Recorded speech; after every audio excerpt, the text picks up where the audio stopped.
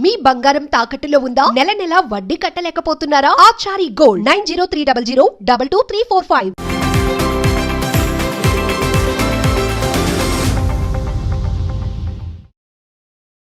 నమస్తే, welcome to magnet TV. నేను కృష్ణవేణి. దయ్యాలున్నాయా? అదేం ప్రశ్న. ఈ కాలంలో దేవుళ్ళు ఉన్నప్పుడు దయ్యాలు కూడా ఉంటాయి కదా, దేవుళ్ళని నమ్ముతున్నప్పుడు దయ్యాలు ఎలా ఉండవు అనేది కొంతమంది వాదన. అంతరిక్షంలోకి వెళ్తున్న ఈ కాలంలో కూడా ఇంకా దయ్యాలేంటనేది మరికొంతమంది వాదన. కాకపోతే ఖచ్చితంగా దయ్యాలున్నాయి, మేమంతా చూస్తున్నాం అంటున్నారు శ్రీకాళహస్తిలోని కాసారం గ్రామ ప్రజలు. ఇంతకీ అక్కడ ఏం జరిగిందంటే, గ్రామంలో ఉన్న ప్రజలందరి ప్రధాన వృత్తి వ్యవసాయం. వ్యవసాయం చేసుకోవడం కోసం వాళ్ళు గ్రామ శివార్లో కట్ట ఉంటుంది, అక్కడికి దాటి వెళ్తుంటే అక్కడ దయ్యం సంచరిస్తుందని, అంతేకాకుండా దాడి చేస్తుందని వాళ్ళు చెప్తున్నారు. దానికి సాక్ష్యాలు కూడా చూపుతున్నారు. ఒక రైతుకు దయ్యం దాడి చేసి వేలుని అక్కడికక్కడే కొరికి ఒక వేలు ముక్క పడేస్తే కనీసం ఆ వేలులోంచి రక్తం కూడా కారలేదు అని చెప్తున్నారు వాళ్ళు. ప్రత్యక్షంగా ఎవరైతే వేలు కొరకబడిందో అతను చెప్తున్న మాట అది. అయితే నిజంగా మీరు అంటున్నట్టు కుక్కో మరొకటో అయితే రక్తం కారాలి కదా, వేలు దాదాపుగా ఇంత ముక్క వేలు పోతే రక్తం కారాలి కదా, అసలు రక్తం కారలేదు అంటున్నారు.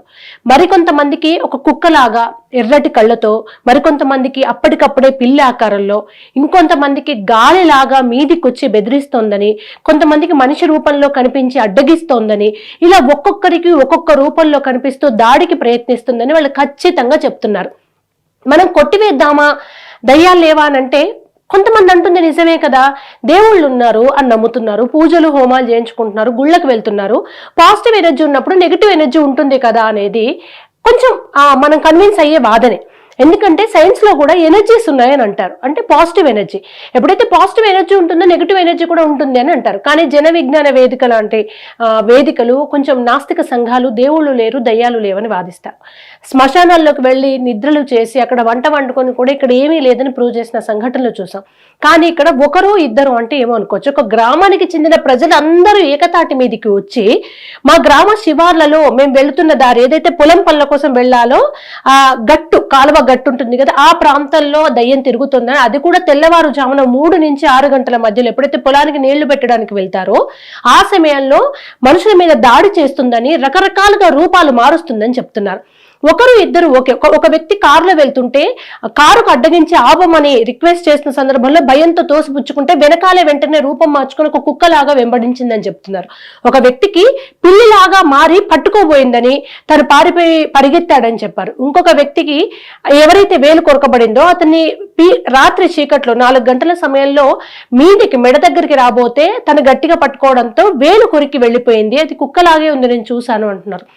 అయితే నిజంగా రూపాలు మార్చుకుంటుందా, కనిపిస్తుంది దయ్యమేనా, 2025లో దయ్యాలు ఉన్నాయా, ఉంటే అక్కడ ఎందుకు తిరుగుతుంది, రైతులపైన గ్రామ ప్రజలపైన ఎందుకు దాడి చేస్తుంది అనేది ఒక క్వశ్చన్.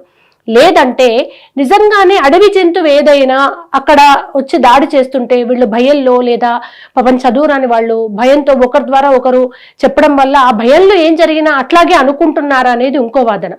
లేదా అక్కడ ఎవరైనా కావాలని అందరినీ భయభ్రాంతులకు గురి చేయాలనే ఆలోచనతోటే చేస్తున్నారా అనేది మరొక అనుమానంగా కూడా ఉంది. ఇంత టెక్నాలజీ డెవలప్ అయిన తర్వాత దయ్యాలు భూతాలు ఉన్నాయా లేవా అనేది మనం ప్రశ్నించుకోవడమే తప్ప ఇది ఎక్కడి నెవర్ ఎండింగ్ టాపిక్. ఇది అని లేవు అని ప్రూవ్ చేయలేము, ఉన్నాయని కూడా ప్రూవ్ చేయలేము. ఎవరి వాదన వాళ్ళకి కరెక్ట్ గానే అనిపిస్తుంది. అయితే గ్రామ ప్రజలందరూ కలిసి వాళ్ళ గ్రామ దేవతకు సంబంధించి ఒక పెద్ద బోనర్ లాంటి సమర్పించి అక్కడ వాళ్ళు అడగడంతో ఒక గ్రామంలోని ఒక వ్యక్తి మీదకి అమ్మవారు వచ్చి మీరు పెద్ద ఎత్తున పూజలు చేయండి, అతి త్వరలో ఆ దయ్యం గ్రామంలోని ప్రజలందరినీ చంపేయబోతోంది, గ్రామం నాశనం కాబోతుందని చెప్పింది అని చెప్పేసి ఎవరికి వాళ్లే చీపురు కట్టలు, కత్తులు, కటారాలు అంటే చేతిలో ఏదో ఒక ఆయుధంతో తిరుగుతున్నారు.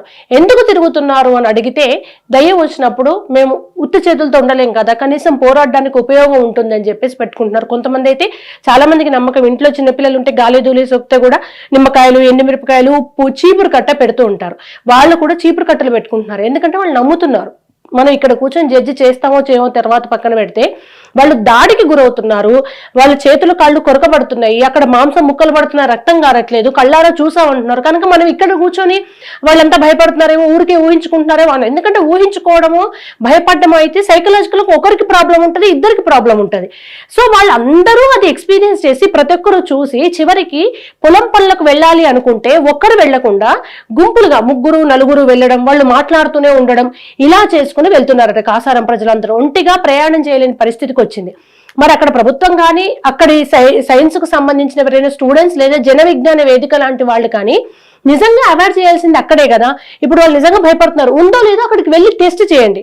చాలా చోట్లకు వెళ్ళి ఇక్కడ దయ్యాలు కేవలం భయపడుతున్నారని ప్రూవ్ చేసినట్టుగానే ఆ గ్రామంలో ఏదైతే ఒక స్పెసిఫిక్ ప్లేస్ చెప్తున్నారు, కాల్వగట్టు దగ్గర అక్కడికి వెళ్తే ఆ దారి పొలానికి వెళ్లే దారిలో ఆ ప్లేస్ అని చెప్తున్నారు. ఆ ప్లేస్ కి కనీసం నాస్తిక సంఘాలు, జన విజ్ఞాన వేదికో లేదా నిజంగానే ప్రభుత్వం కొంతమంది పోలీసుల్లో పెట్టి రాత్రి ఒక 4 రోజులు, వారం రోజులో, 10 రోజులో మీరు అన్ని వెరిఫై చేసి కెమెరాస్ పెట్టి చెప్పి అక్కడ ఏమీ లేదనో, లేదా వీళ్ళందరి మీద దాడి చేస్తుంది బహుశా ఏ తోడేలో లేదా అడవి పందో, అడవికి సంబంధించిన ఏ జంతువు అయ్యిందని వాళ్ళకి సాక్ష్యాలతో చూపిస్తే ప్రజలందరూ కొంచెం భయం నుంచి బయటకు వస్తారు. ఎందుకంటే ఒక గ్రామం మొత్తం దయ్యం ఉండి మమ్మల్ని మా మీద దాడి చేయబోతుంది, త్వరలో మా ఊరినంతా నాశనం చేయబోతుంది అంటే ఒకసారి ఊహించుకుంటే ఎంత భయంగా బతుకుతుంటారు. ఉన్నపలంగా ఇల్లు, వాకిలి, పొలము, పనులు అంటూ వదిలిపెట్టుకుని ఊరు దాటి రాలేరు. అట్లానే ఆ ఊర్లోనే ఒంటరిగా వెళ్ళి పని చేసుకోలేని పరిస్థితి. ఖచ్చితంగా గవర్నమెంట్ కొంచెం దీని మీద ఫోకస్ చేయాలి. మరి అక్కడ ఉన్న రైతులకు అంటే కొన్ని ఏళ్ల తరబడి పొలాలలో పనిచేస్తున్న వాళ్ళకి అడవి పందికి, తోడేలకి, కుక్కకి, పిల్లికి లేదా ఒక జంతువు కాటికి, నిజంగా దయ్యం కాటికి తేడా తెలియదా అంటే నిజంగా డౌట్. ఎందుకంటే వాళ్ళకు ఉన్న అనుభవంతో ఒక దయ్యం నన్ను కొరికిందని చెప్పలేరు, ఇది అడవి పంది. వాళ్ళు చూసి చెప్తారు, లేదా ఒక చిన్న దెబ్బను చూసి ఇది అడవి పంది చేసిన పని, ఇది కుక్క చేసిన పని అని వాళ్ళ అనుభవంతో చెప్తారు. అంత అనుభవజ్ఞులు చాలా సిల్లిగా మమ్మల్ని దయ్యమే అటాక్ చేసింది అంటున్నారంటే వాళ్ళ మాటలో నిజం ఉందా లేదా పాప ఆ అమాయకత్వంతో వాళ్ళు గనక ఏదో చూసి భయపడుతున్నారా, ఇవన్నీ తేల్చాల్సిన అవసరం గవర్నమెంట్, పోలీస్ శాఖ, ముఖ్యంగా జన విజ్ఞాన వేదిక వీళ్ళందరూ ఏకమై కొంచెం ఒక్కసారి కాసార గ్రామం పైన దృష్టిని సారించి అక్కడ నిజంగా దయ్యం ఉందా, ఉంటే సొల్యూషన్ ఏంటి, లేకుంటే ఏది అంతగా గ్రామ ప్రజల్ని భయపెడుతోంది, ఈ అంశం గురించి క్లారిఫై ఇవ్వాలని మా మ్యాగ్నా నుంచి కోరుకుంటున్నాం.